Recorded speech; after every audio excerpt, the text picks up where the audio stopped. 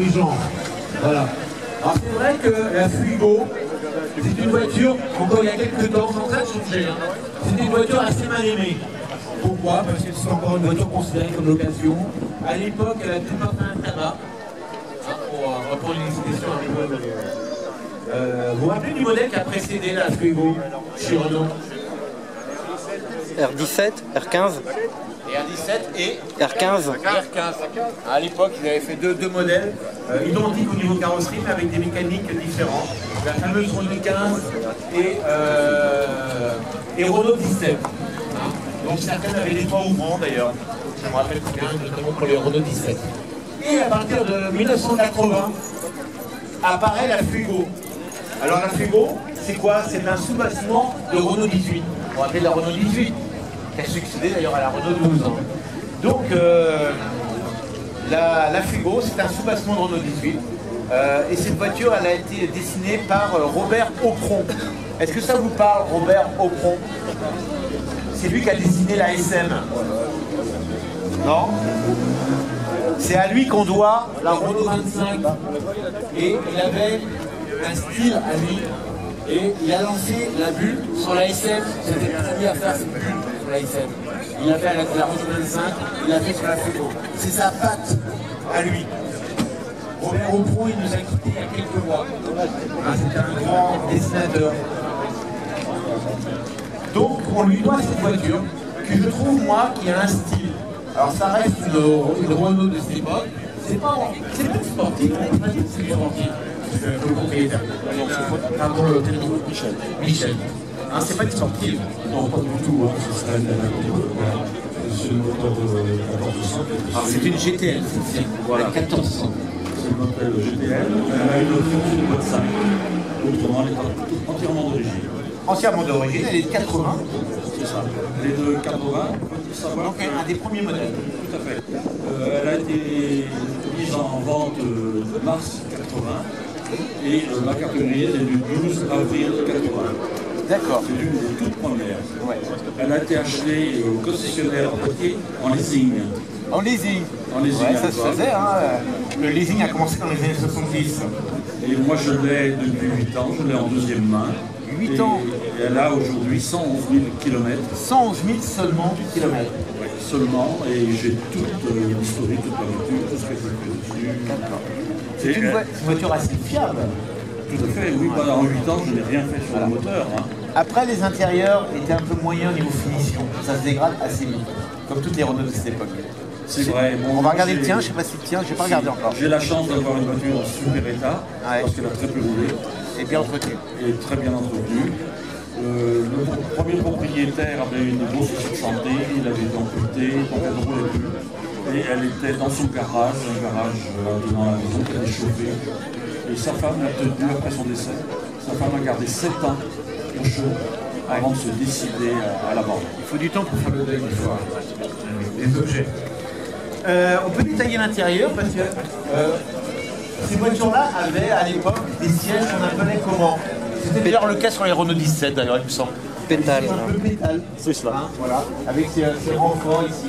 Regardez. Pour maintenir le conducteur et le passager également. Souvent des intérieurs bitons, comme le volant, regardez, de 2 couleurs, noir et bleu, assortis au reste. Alors, même si c'est un peu décoloré avec le soleil, hein, la voiture reste propre quand même. Je ne sais pas si on peut ouvrir l'autre côté. Alors, la fameuse bulle.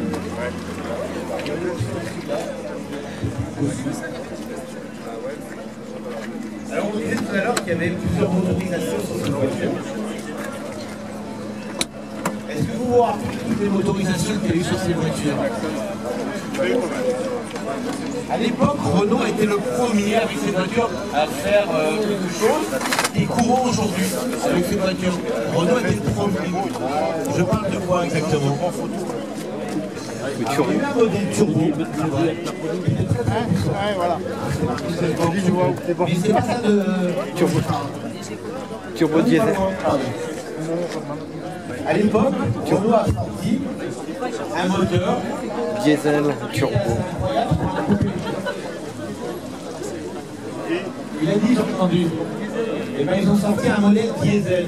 À l'époque, ça ne se faisait pas sur les coupés par définition. Il n'y avait pas de moteur diesel. Ils ont sorti le 2 litres 1 diesel qui était monté sur quoi les 2 litres 1 à l'époque? Sur les Renault 20, sur Renault 30, les premiers espaces, les suivants. Le fameux 2 litres 1 turbo a été monté sur les Fuego. Et comment on les reconnaissait d'ailleurs, les moteurs diesel, parce que le moteur diesel était un peu plus haut. Ici, il y avait une petite bosse supplémentaire. Voilà, le capot est légèrement différent. Mais c'est la même voiture. Donc Renault et Volvo a suivi à quelques mois après, ils ont suivi aussi en sortant Volvo un coupé également, un moteur diesel. Et après, depuis, ça s'est généralisé. Dans une gamme, quand on a un coupé chez un constructeur, il y a toujours un moteur diesel. Même si aujourd'hui, c'est en train de se tarir tout ça. Mais c'était une première à l'époque mondiale, un coupé à moteur diesel. C'était sur le Fuego. Aujourd'hui, une voiture comme ça vaut cher. C'est pas encore ça coûté. Non, c'est pas coûté à peu près 3 000, 3 500 euros. Suivant le design, bien sûr, et la motorisation. C'est vrai que les moteurs, les modèles turbo. Turbo D, alors là, ça vaut 7 000 euros. C'est assez recherché. Par contre, on n'a jamais fait, il y a des cas aussi qui ont fait des cabriolets, mais Renault ne s'est jamais lancé dans un cabriolet, même une version découvrable, je crois pas. Si. Il n'y a jamais eu. Oui, ça c'est autre chose. Mais sur ce modèle-là, on peut voir le moteur. C'est un petit moteur bien connu. Je ne sais pas si on peut. Alors, on est peu dans le domaine du V8 là. Hein, on est dans le domaine. Oh, il y a une très belle Seven. J'avais pas vu la Seven là. C'est toujours un plaisir de voir une Seven, une Caterham apparemment.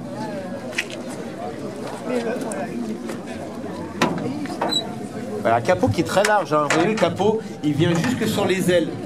Pour dégager complètement le compartiment moteur. Donc c'est une voiture qui est dans son jus. N'attendez pas à avoir un intérieur en état concours de compartiment moteur. Et c'est le fameux, en fait c'est le fameux Cléon fonte. C'est ça, c'est le Cléon, oui. Qui a été mis à toutes les sauces sur beaucoup de modèles, notamment la R18 qui est sa cousine. Et je me rappelle moi que j'avais une estafette dans le temps. C'était le même moteur en 1300. Et après il a évolué jusqu'en 1400. Et donc c'est un moteur hyper fiable, qui est bien connu. Et alors c'est pas un foudre de guerre, je sais pas combien de chevaux il fait, celui-là. En digne, je sais pas. Ça doit faire dans les 80 chevaux. Oh non, moins que ça. Moins que ça.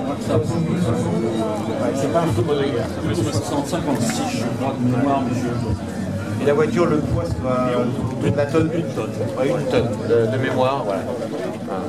Donc voilà, c'est pas une voiture, mais ceux qui voulaient quelque chose de plus sportif, à ce moment-là, ils prenaient la version turbo, qui elle atteignait, alors de mémoire, je pense que la version turbo faisait 132 chevaux.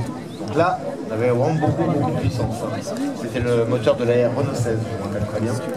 Le 1600 de la Renault 16 avec un turbo dessus. Voilà. Alors, ces voitures-là, aujourd'hui, il faut les sauver, parce qu'il y a beaucoup qui sont partis à la casse. Dans les reprises, et aujourd'hui trouver une belle Fuego, ça ne court pas les rues. Alors, regardez, on a à l'intérieur une vraie place, un coffre plutôt sympa. Regardez le coffre, il n'est pas très profond, mais on a un coffre où on peut mettre pas mal de choses. Je me rappelle que la roue de secours est à l'intérieur. On a une trappe pour la roue de secours à l'intérieur, c'est ça. Voilà. On a un coffre assez large qui n'est pas très profond. On peut mettre pas mal de choses. Et les sièges en plus sont rabattables moitié-moitié. Voilà. 50-50. Donc c'est une moto très pratique avec ce cache-bagage, regardez, pour éviter que les curieux voient ce qui se passe à l'intérieur. En plus j'aime beaucoup la couleur. Le métal. Voilà. Comment on l'a trouvé cette voiture dans son jus? Un beau coupé Fuego. On va laisser repartir une voiture à présenter. Et on va le remercier. Et cette voiture, comme on disait tout à l'heure, c'était un peu une animée. Aujourd'hui, elle est en train de monter petit à petit. Il faut savoir que la voiture a été fabriquée entre 80 et 85. 5 ans seulement. 5 ans seulement. Et Renault a mis 7 ans pour prendre le stock. C'est vrai. Pendant 2 ans, ils ont continué à vendre du stock. 7 ans. 7 ans après avoir arrêté de la fabriquer. Non. Et le stock a été vendu en Amérique du Sud en particulier. Ah, en Argentine. Ouais, ils faisaient des courses, cette voiture-là. Ouais, ça c'est vrai. Tu as bien fait de me le rappeler, ça. C'est vrai que Renault en Argentine, dans les pays sud-américains, était bien implanté à l'époque, avec notamment d'autres véhicules, les R18, mais aussi la Fuego. La Fuego, toi, à l'époque, on quittait enfin la fameuse série des voitures qu'on appelait R15, R16, R17, pour une fois, on changeait